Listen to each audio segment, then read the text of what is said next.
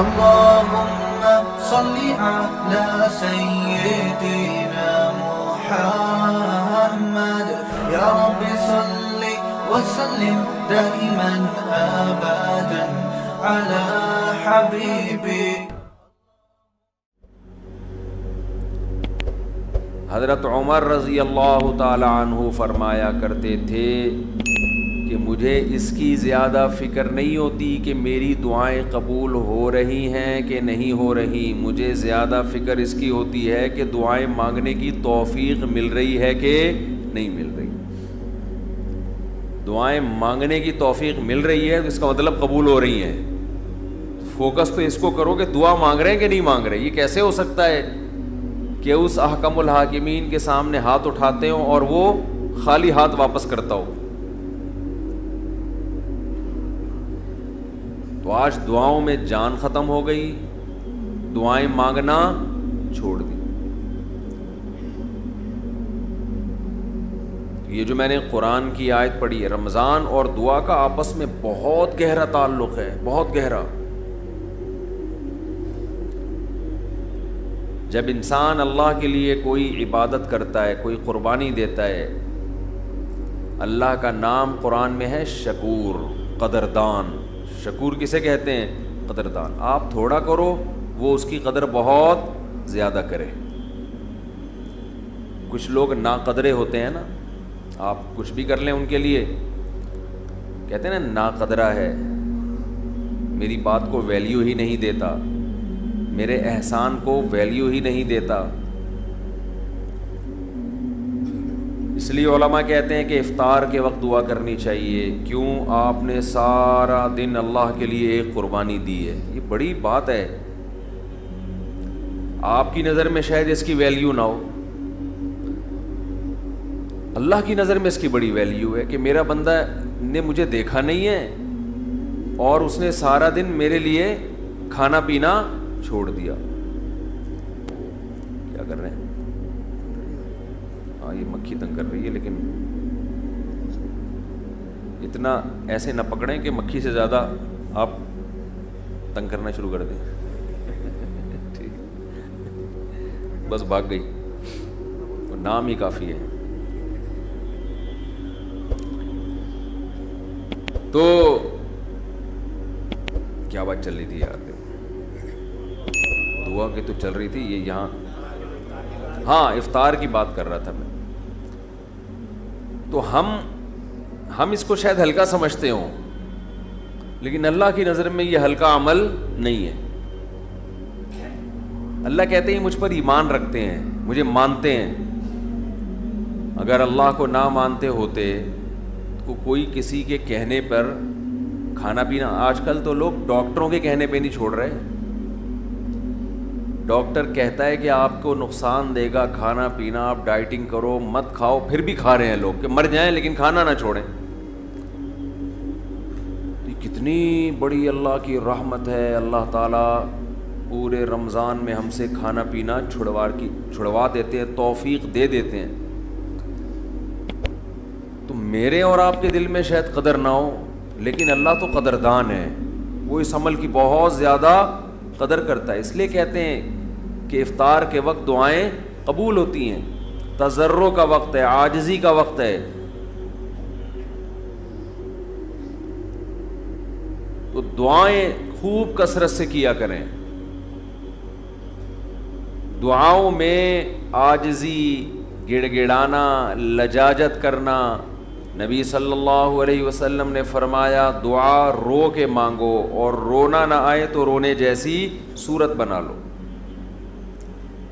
صورت بنا لو رونے جیسی. ہمارے نبی نے ہمیں، کیونکہ اللہ کے سفیر ہیں نا، اللہ کا پیغام لے کر آئے، تو ہر چیز میں ہمیں گائیڈ کر دیا ہے. غیر مسلم کے پاس نہ مانگنے کا طریقہ ہے، کس سے مانگنا ہے یہ بھی نہیں پتہ، کیا مانگنا ہے یہ بھی نہیں پتہ.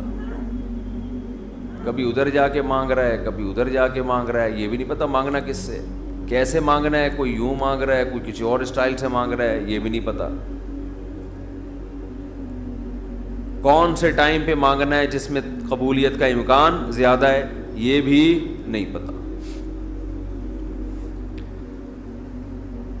تو اللہ کے حبیب صلی اللہ علیہ وسلم نے ہمیں یہ بھی بتایا مانگنا کیا ہے، یہ بھی بتایا کس ٹائم پہ مانگنے کی فضیلت زیادہ ہے، اور یہ بھی بتایا مانگنا کیسے ہے، دل کی کیفیت کیا ہونی چاہیے، ظاہر کی کیفیت کیا ہونی چاہیے۔ تو سب سے زیادہ دیکھو، اللہ سے محبت ایک دفعہ دل میں تھوڑی سی چنگاری پیدا ہو گئی نا، تھوڑا سا تعلق اللہ سے کنیکشن بحال ہو گیا، اس کا دنیا میں سب سے پہلا فائدہ ملتا ہے سکون۔ اس کا جو دنیا میں سب سے فوراً کیش فائدہ ملتا ہے نا، کیش، وہ کیا ملتا ہے؟ سکون۔ آدمی اپنے آپ کو محفوظ سمجھنا شروع کر دیتا ہے کہ یار میں نے اپنے آپ کو کس کے حوالے کر دیا؟ اللہ کے۔ سب سے پہلا فائدہ یہ کہ بالکل ایسے جیسے ڈاکوؤں کا خطرہ ہو چاروں طرف سے، اور آپ نے دیکھا جی پولیس کی 3-4 موبائلیں ہمارے گھر کے قریب آ کے کھڑی ہو گئیں، آدمی لوگ سکون میں آ جاتے ہیں، یار کم از کم یہاں پر موبائل اسنیچنگ نہیں ہوگی، سکون سے سو جاؤ۔ تو جب انسان اللہ سے مانگتا ہے اور اپنے آپ کو اللہ کے حوالے کرتا ہے، اور اللہ تعالیٰ نے مانگنے میں کوئی شرطیں نہیں لگائیں، یہ بڑی زبردست بات ہے، کوئی شرطیں نہ کہ یہ والے قوائف پورے کرو گے تو پھر مجھ سے مانگو، ورنہ تمہیں مانگنے کی اجازت نہیں ہے۔ کوئی چرسی ہے تو جب تک چرس نہیں چھوڑے گا مجھ سے مانگ نہیں سکتا، کوئی بے نمازی ہے تو جب تک نمازی نہیں بنے گا مجھ سے مانگ نہیں سکتا۔ اللہ کہتے ہیں مجھ سے یہی مانگ لو، یہی مانگ لو، اللہ میں بے نمازی ہوں، مجھے کیا بنا دے؟ نمازی بنا دے۔ جو چیز نہیں ہے وہی مانگو اللہ تعالیٰ سے۔ وقال ربکم ادعونی استجب لکم، قرآن کہتا ہے، تمہارا رب کہتا ہے مجھ سے مانگو میں تمہاری پکار کو قبول کروں گا۔ اور کمال کی بات یہ ہے، پہلے مجھے اس آیت کی تفسیر سمجھ میں نہیں آتی تھی۔ اللہ کہتے ہیں مانگو میں تمہیں دوں گا، نہیں مانگو گے ایسے متکبرین کے لیے میں نے جہنم کی آگ رکھی ہے بھائی، یہ سمجھ سے بالا تر۔ میں آپ سے کہہ رہا ہوں مجھ سے قرضہ مانگو، آپ کہتے ہیں شکریہ جی آپ نے آفر کی، ضرورت ہوئی تو مانگیں گے، نہیں تو ٹھیک ہے جی بہت شکریہ۔ میں کہہ رہا ہوں اگر نہیں آئے نا مانگنے کے لیے، پھر دیکھو میں غنڈے بھیجوں گا، کٹ لگواؤں گا۔ آپ کہو گے یہ کون سا طریقہ ہے بھائی، یہ مجھ پر احسان کر رہے ہو یا گن پوائنٹ یہ زبردستی کروا رہے ہو کام؟ سمجھ میں آ رہی ہے بات کہ نہیں آ رہی ہے؟ آپ کہو گے یہ کون سا احسان کا طریقہ ہے؟ میں آپ سے کہہ رہا ہوں کہ آپ میری دعوت پہ آئیے گا، مجھے بڑی خوشی ہوگی، آپ کہیں گے تھینک یو، بہت شکریہ آپ کا، آپ نے یاد کیا ہمیں۔ پھر میں کہتا ہوں اگر نہیں آئے نا غنڈے بھیج کے میں کٹواؤں گا۔ آپ کہو گے یہ زیادہ ہو گئی ہے، یہ کیا ہو گئی ہے؟ یہ دعوت نہیں ہے، یہ تو ایک طرح کا جرمانہ ہے میرے اوپر لگا دیا تم نے۔ میں آپ سے کہتا ہوں بھائی میں علاقے کا ناظم ہوں، میں علاقے میں یہ تھانے کا میں ڈی ایس پی ہوں، کوئی مسئلہ ہو میرے پاس آنا۔ آپ کہیں گے سر آپ کا بہت شکریہ، آپ کا ٹرانسفر ہوتے ہی آپ نے سب سے پہلے مجھے یاد کیا، کوئی بھی ضرورت ہوگی آپ کو بتاؤں گا، آگے سے تڑی لگا دی۔ اگر تمہیں کوئی ضرورت پڑی اور نہیں بتایا نا ہے بھائی، سب سے پہلے لاکر میں تمہیں ڈالوں گا، تو آپ کہیں گے سر یہ آپ مجھے عزت دے رہے ہیں، یہ میری توہین کر رہے ہیں۔ تعجب کی بات ہوگی کہ نہیں ہوگی؟ تو اللہ تعالیٰ تو یہی انداز اختیار کر رہے ہیں کہ مجھ سے مانگو میں تمہیں دوں گا۔ ان الذین یستکبرون عن عبادتی سیدخلون جہنم داخرین، نہیں مانگا تو ایسے لوگ ذلیل ہو کر جہنم میں داخل ہوں گے۔ یہ کچھ بات سمجھ میں آ رہی ہے بھائی؟ یہ تو عجیب سی بات ہے نا کہ مانگو، نہیں مانگا تو میں نہیں چھوڑوں گا تمہیں۔ اصل بات یہ ہے کہ علاقے میں ایس ایچ او آیا، کوئی محلے کا دادا آیا، وہ آپ سے کہتا ہے کوئی پرابلم ہو بتانا، آپ کہتے ہیں بڑی نوازش آپ کی، پھر بھی آپ اس کو پرابلم نہیں بتاتے، وہ غصہ نہیں آتا، اس کو غصہ نہیں آتا، اس لیے کہ وہ مخلوق ہے، وہ عاجز ہے، اسے پتہ ہے کہ بعض دفعہ بندے کو کام پڑتا ہی نہیں ہے، بعض دفعہ پڑتا ہے تو اس کے کوئی دوسرے تعلقات ہوتے ہیں، بعض دفعہ کام پڑتا ہے لیکن وہ چاہتا ہی نہیں ہے کہ کام ہو، ایسا ہی رہے معاملہ. لیکن اللہ کے ہاں یہ تینوں آپشن آپ کے پاس نہیں ہے.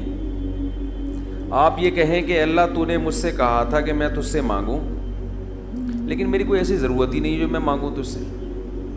یہ کہہ سکتے ہو کیا ہے بھائی؟ اس کا مطلب تم اللہ سے مستغنی ہو گئے. اللہ کے دیے بغیر بھی تمہیں دائیں بائیں سے تمہارے کھانچے کھلے ہوئے ہیں. جو اگر کھلے ہوئے ہیں تو وہ کھانچے کس کے اختیار میں ہیں؟ وہ تو اللہ کے ہاتھ میں ہیں. آپ یہ بھی کہہ سکتے ہو کہ مجھے اس لیے مانگنے کی ضرورت نہیں کہ میرے تو سارے مسائل حل ہو رہے ہیں. میں صبح میری جاب لگی ہوئی ہے، میری تنخواہ ہے، ایک ملٹی نیشنل کمپنی میں اچھی سیٹ پر بیٹھا ہوا ہوں میں، میری سیلری گھر آ جاتی ہے، مہنگائی بھی نہیں ہے، پیٹرول بھی نئی حکومت نے سستا کر دیا ہے وغیرہ وغیرہ، تو اب تو کوئی مسئلہ ہی نہیں ہے. وہ اللہ کہے گا اگر کوئی مسئلہ نہیں ہے بالفرض، اول تو پاکستان میں ہو اور مسئلہ نہ ہو، یہ ہو نہیں سکتا. یہ تو پھر اس کا مطلب ہے آپ سو رہے ہیں، آپ کی کوئی اٹھائے گا اور آنکھ کھل جائے گی آپ کی. تو آپ کے ساتھ اگر کوئی مسئلہ نہیں ہے، آپ ان اسباب کو دیکھ رہے ہو، اس کا مطلب آپ سمجھتے ہو کہ ہوتا اسباب سے ہے، اللہ سے نہیں ہوتا. بھئی اللہ تو جب چاہے ان اسباب کو فیل کر دے. آپ اپنے آپ کو خدا سے مستغنی سمجھ رہے ہو، آپ سمجھ رہے ہو مجھے خدا کی ضرورت نہیں ہے.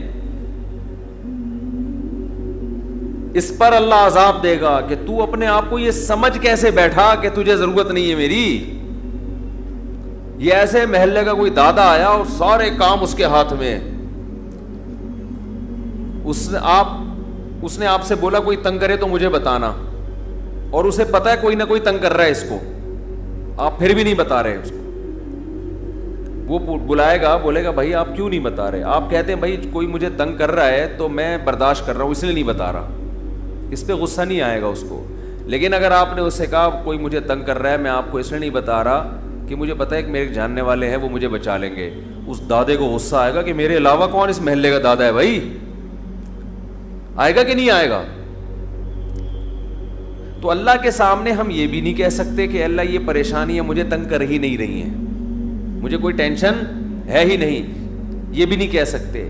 اس لیے نہیں کہہ سکتے کہ ہم انسان ہیں، مخلوق ہیں، اللہ کے ہاتھ میں سارے اسباب ہیں. وہ جب پریشان کرنے پر آئے گا، وہ مصیبتیں دینے پر آئے، ہم میں سے کسی میں دم نہیں ہے کہ ان مصیبتوں کو اس کی توفیق کے بغیر برداشت کر لیں. یہ ممکن نہیں ہے. اور یہ بھی ممکن نہیں ہے اس کے علاوہ کوئی وہ مصیبتیں ہم سے دور کر دے.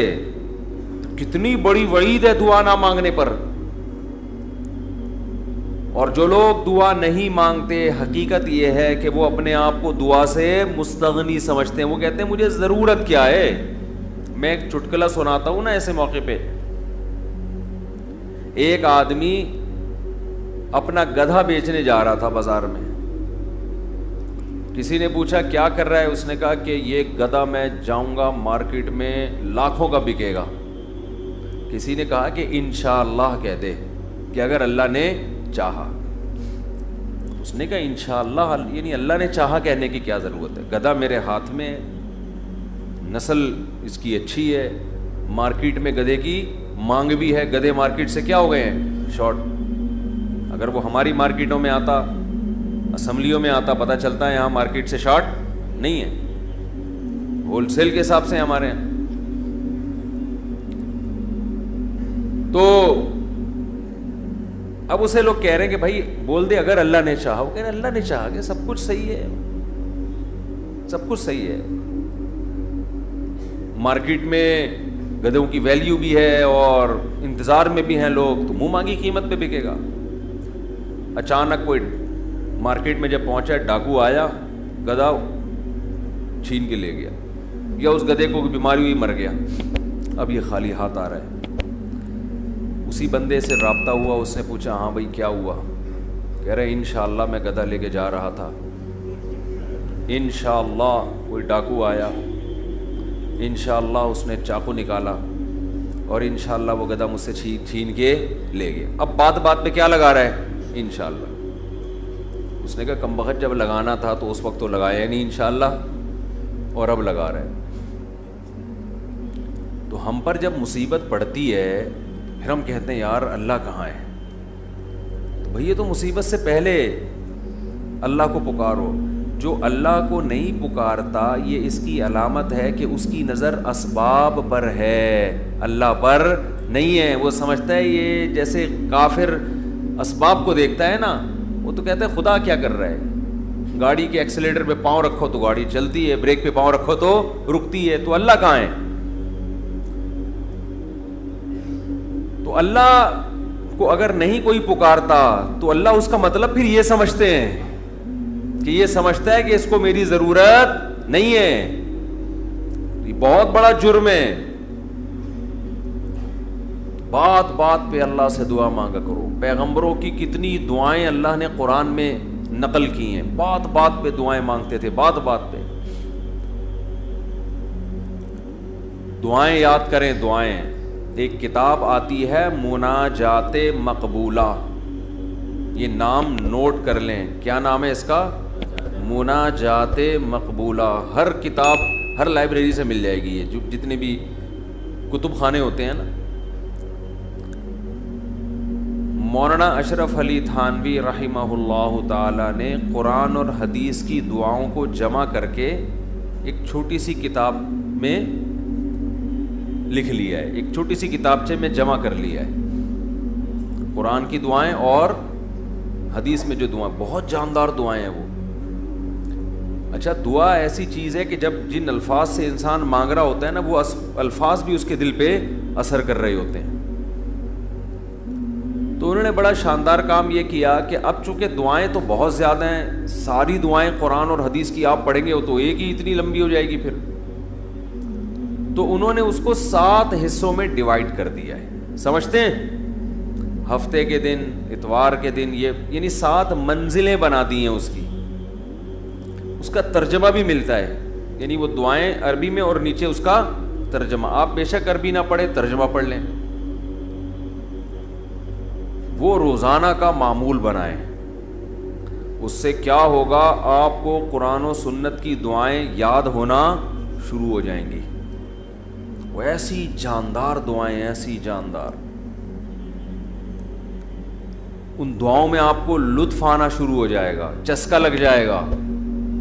کیسی کیسی دعائیں دیکھو, ایک پڑھ کے سناتا ہوں. اللہم قسم لنا من خشیتک ما تحول به بیننا وبین معصیتک. اے اللہ ہمیں اتنا اپنا خوف دے دے, ہمارے دل میں اپنا اتنا خوف ڈال دے کہ وہ خوف ہمارے اور تیری نافرمانی کے درمیان آڑ بن جائے. سمجھ میں آ رہی ہے بات؟ زیادہ خوف نہیں چاہیے. زیادہ خوف پیدا ہو گیا تو زندگی کا مزہ کرکرا ہو جائے گا. جب آپ کے دل میں کسی چیز کا خوف مسلط ہو جاتا ہے تو لذتوں سے محروم ہو جاتے ہو آپ. دیکھو بچوں کے دلوں میں امتحان کا خوف ہوتا ہے نا, نہ کھا رہے ہیں نہ پی رہے ہیں. کراچی میں تو ایسا کوئی سیٹ اپ نہیں ہے, کوئی خوف ووف نہیں ہوتا. پنجاب میں دیکھا ہے ہم نے, بچوں کے پیپر ہونے والے, ایگزام ہونے والا, ایک دماغ پہ مسلط کر لیتے ہیں. زیادہ مسلط کریں گے تو پھر پڑھائی بھی نہیں ہوتی ان سے, ہاتھ پاؤں کانپنے لگتے ہیں. کراچی میں اللہ کا فضل ہے, یہ ٹینشن, کراچی میں جتنی بھی حکومتیں رہی ہیں اب تک کی رپورٹ کے مطابق, انہوں نے یہ بڑا فائدہ پورے سندھ میں الحمدللہ. یہ سندھ گورنمنٹ جب جتنی بھی رہی ہے اب تک, چاہے کسی کی بھی ہو, تو یہ الحمدللہ انہوں نے فیسلٹی دی ہے کہ کراچی کی عوام کو پڑھائی لکھائی سے الحمدللہ بالکل فارغ کر دی ہے. لڑکوں میں پڑھنے کا رواج ہے ہی نہیں. کچھ دن پہلے میں آ رہا تھا سفر پہ, تو کراچی کا ایک لڑکا وہاں پڑھنے گیا ہوا تھا, اسلام آباد, ایبٹ آباد میں شاید کیڈٹ کالج, پر کیڈٹ کالج میں پڑھ رہا تھا. تو میں نے کہا کراچی میں, نارتھ کراچی میں کہیں رہتا تھا یا ناظم آباد میں, وہاں گیا ہوا. اس نے کہا بھائی ہمارے ابا اماں نے اچھا فیصلہ کیا, مجھے وہاں ایڈمیشن کرا دیا, میں پڑھ لیتا ہوں, چھٹیوں میں گھر آ جاتا ہوں. تو وہ بتا رہا تھا کہ یہ کراچی میں, وہ مجھے کہہ رہا تھا کہ ہم حیران ہوتے ہیں کراچی میں جان تو وہاں کوئی ہے ہی نہیں, پڑھائی لکھائی کی بات ہی نہیں. کہہ رہے یہاں ہو تو ہر آدمی, میں نے دیکھا ہے پنجاب میں ہر بچہ پڑھائی کی بات کر رہا ہے, سب پڑھائی میں آگے نکلنے کی کوشش کر رہے ہیں, کچھ بزنس میں آگے جانے کی کوشش کر رہے ہیں. یہاں ہو تو پڑھے ہوئے ہیں. کراچی میں الحمدللہ پڑھے ہوئے ہیں لڑکے, پوری پوری رات کرکٹ کھیل رہے ہیں, اور ہم نے بھی بیان کر کے اپریشیٹ کر دیا. وہ کہہ رہے ہیں اب ٹھپا لگے, اب تو اور کھیلو. ہم نے تو اس لیے خوشی کا اظہار کیا تھا کہ چلو روزہ تو رکھ رہے ہیں نا, یہ مطلب تھوڑی تھا کہ کچھ بھی نہیں کرو. تو یہاں الحمدللہ یہ سہولت ہے کہ یہاں آپ پڑھنے کے علاوہ دنیا کا ہر کام کر سکتے ہیں کراچی میں, اور پڑھے بغیر آپ کو ڈگریاں مل جاتی ہیں. وہ الگ بات ہے, اپنا بھی بیڑا غرق اور قوم کا بھی بیڑا غرق ہوتا ہے. نہ خود کچھ آتا ہے, نہ ترقی تھوڑی کر سکتا ہے آدمی فالتو ڈگریاں لے کے, وہ پکڑا جاتا ہے کہیں نہ کہیں. ایک ہمارے مشہور ڈاکٹر تھے جو بڑے اچھے ڈاکٹر تھے, کیا ہیں ڈاکٹر, جب ان کی جعلی ڈگریاں پکڑی گئیں, لوگوں نے کہا یار ڈگری کو چھوڑو, بندہ میں قابلیت ہے. تو وہ تھوڑے دنوں میں قابلیت کبھی ایسی کی تیسی ہو گئی. جو اندر سے ہوتا ہے نا تھوڑے دنوں میں آدمی وہ آ جاتا ہے, آپ چھپا نہیں سکتے زیادہ عرصہ. کون سی چیز ہے جو آپ کو سب سے زیادہ اللہ یاد دلاتی ہے؟ وہ عبادت ہے, دعا. سمجھتے ہیں کہ نہیں سمجھتے؟ آج دعاؤں میں زیادہ زور نہیں ہے, یہ بڑا مسئلہ ہے.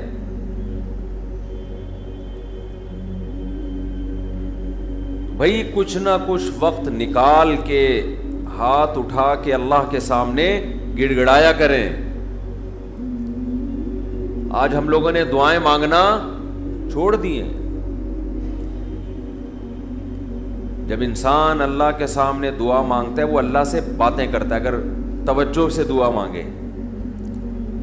دعا ایسی چیز ہے کہ یہ اللہ اور بندے کا جتنا مضبوط کنیکشن بناتی ہے, اتنا کنیکشن دنیا کی کوئی اور عبادت نہیں بناتی.